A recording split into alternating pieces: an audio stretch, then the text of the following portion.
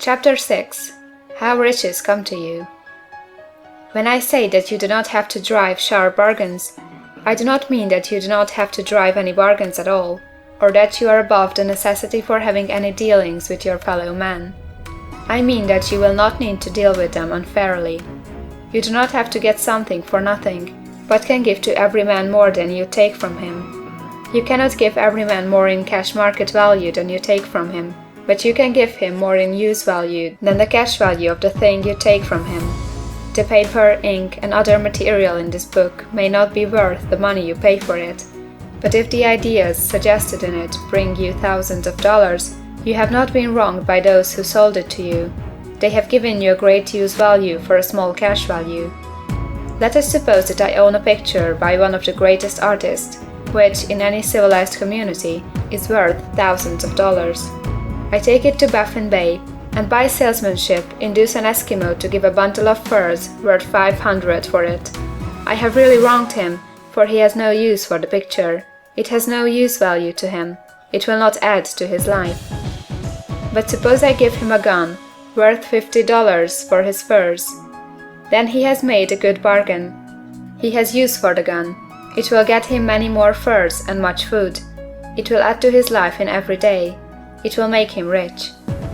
When you rise from the competitive to the creative plane, you can scan your business transactions very strictly, and if you are selling any man anything which does not add more to his life than the thing he gives you in exchange, you can afford to stop it.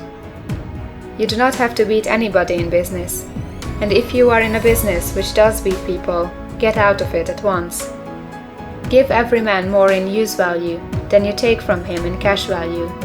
Then you are adding to the life of the world by every business transaction. If you have people working for you, you must take from them more cash value than you pay them in wages. But you can so organize your business that it will be filled with the principle of advancement, and so that each employee who wishes to do so may advance a little every day. You can make your business do for your employees what this book is doing for you. You can so conduct your business that it will be a sort of ladder, by which every employee who will take the trouble may climb to riches himself, and given the opportunity, if he will not do so, it is not your fault. And finally, because you are to cause the creation of your riches from formless substance which permeates all your environment, it does not follow that they are to take shape from the atmosphere and come into being before your eyes.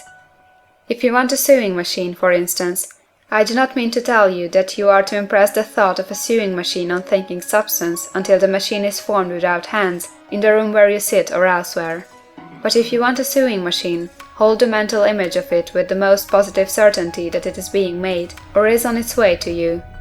After once forming the thought, have the most absolute and unquestioning faith that a sewing machine is coming. Never think of it or speak of it in any other way than as being sure to arrive. Claim it as already yours. It will be brought to you by the power of the Supreme Intelligence acting upon the minds of men. If you live in Maine, it may be that a man will be brought from Texas or Japan to engage in some transaction which will result in your getting what you want. If so, the whole matter will be as much to that man's advantage as it is to yours. Do not forget for a moment that the thinking substance is through all, in all, communicating with all, and can influence all. The desire of thinking substance for fuller life and better living has caused the creation of all the sewing machines already made, and it can cause the creation of millions more, and will, whenever man set it in motion by desire and faith, and by acting in a certain way. You can certainly have a sewing machine in your house, and it is just as certain that you can have any other thing or things which you want, and which you will use for the advancement of your own life and the lives of others.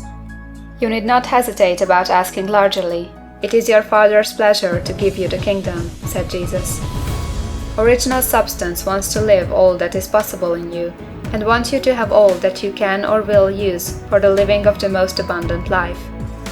If you fix upon your consciousness the fact that the desire you feel for the possession of riches is one with the desire of omnipotence for more complete expression, your faith becomes invincible. Once I saw a little boy sitting at a piano and vainly trying to bring harmony out of the keys, and I saw that he was grieved and provoked by his inability to play real music. I asked him the cause of this vexation, and he answered, "I can feel the music in me, but I can make my hands go right. The music in him was the urge of original substance, containing all the possibilities of all life.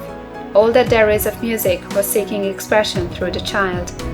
God, the one substance, is trying to live and do and enjoy things through humanity. He is saying, I want hands to build wonderful structures, to play divine harmonies, to paint glorious pictures.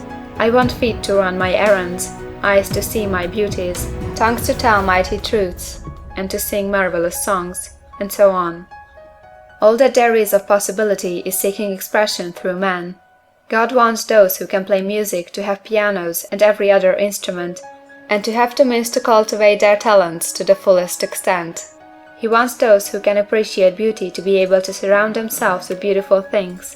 He wants those who can discern the truth to have every opportunity to travel and observe.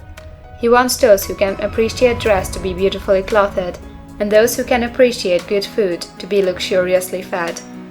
He wants all these things because it is himself that enjoys and appreciates them.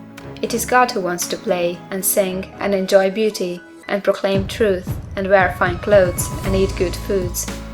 It is God that worketh in you to will and to do, said Paul. The desire you feel for riches is the infinite seeking to express himself in you, as he sought to find expression in the little boy at the piano. So you need not hesitate to ask largely. Your part is to focalize and express the desire to God. This is a difficult point with most people. They retain something of the old idea that poverty and self-sacrifice are pleasing to God. They look upon poverty as a part of the plan, a necessity of nature. They have the idea that God has finished his work and made all that he can make, and that the majority of men must stay poor, because there is not enough to go around. They hold so much to this erroneous thought that they feel ashamed to ask for wealth. They try not to want more than a very modest competence, just enough to make them fairly comfortable. I recall now a case of one student who was told that he must get in mind a clear picture of the things he desired, so that the creative thought of them might be impressed on formless substance. He was a very poor man, living in a rented house and having only what he earned from day to day, and he could not grasp the fact that all wealth was his. So, after thinking the matter over, he decided that he might reasonably ask for a new rug on the floor of his best room and an anthracite coal stove to heat the house during the cold winter. Following the instructions given in this book, he obtained these things in a few months, and then it dawned upon him that he had not asked enough. He went through the house in which he lived, and planned all the improvements he would like to make in it. He mentally added a bay window here, a room there, until it was complete in his mind as his ideal home, and then he planned its furnishings. Holding the whole picture in his mind, he began living in the certain way, and moving toward what he wanted, and he owns the house now, and is rebuilding it after the form of his mental image. And now, with still larger faith, he is going on to get greater things. It has been unto him according to his faith, and it is so with you and with all of us. End of chapter 6.